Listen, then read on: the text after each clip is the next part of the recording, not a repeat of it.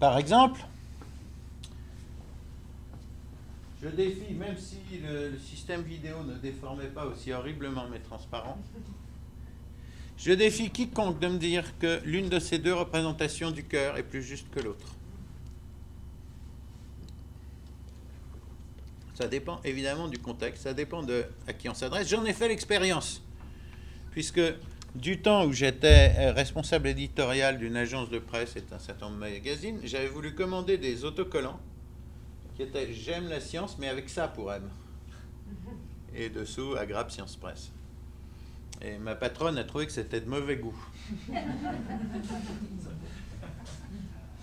Donc les autocollants, malheureusement, n'ont jamais été faits.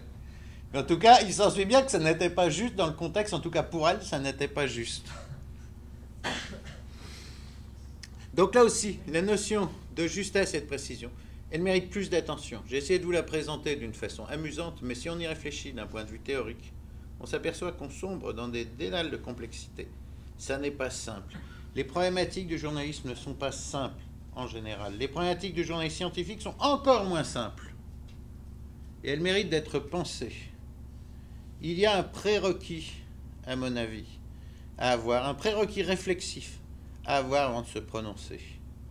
Descartes savait jauger son ignorance et suspendre son jugement. Et peut-être qu'en matière de communication des sciences, qu'il s'agisse d'ailleurs de scientifiques ou de journalistes, beaucoup d'entre nous auraient intérêt à suspendre leur jugement, en tout cas le temps d'examiner en détail les notions en jeu, dont je vous ai donné que 2 exemples, mais on pourra en soulever d'autres et de plus longues. Pour terminer, j'aimerais vous laisser en compagnie d'une voix qui a près de 2000 ans. C'est la voix de Quintilien, dans l'institution oratoire, qui déjà se posait des problèmes de la communication scientifique. Et il se les posait d'une façon que je trouve tout à fait remarquable. Une fois de plus, j'en oublie.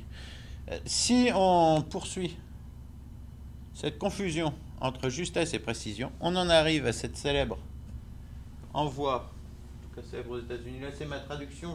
C'est pas très joli, parce que j'ai essayé de rester vraiment méticuleusement proche de l'expression anglaise. De Babbage, que vous connaissez, à Tennyson, que vous connaissez également. La lettre est auto-explicative, mais j'aimerais tout de même vous faire remarquer quelque chose. C'est que, de même qu'il y avait une certaine ligne à trouver pour l'exagération, il y a une certaine question de où plaçons-nous la ligne de la justesse. Puisque Babbage lui-même dit, ce que je vous dis, ça n'est pas juste. Ça n'est pas, je veux dire, ça n'est pas suffisamment précis, mais j'estime que c'est la bonne justesse, vous voyez, c'est le bon niveau de précision en fonction du contexte. Mais on n'est jamais assez précis. Or, curieusement, la science elle-même sait ne pas être précis quand ce n'est pas nécessaire.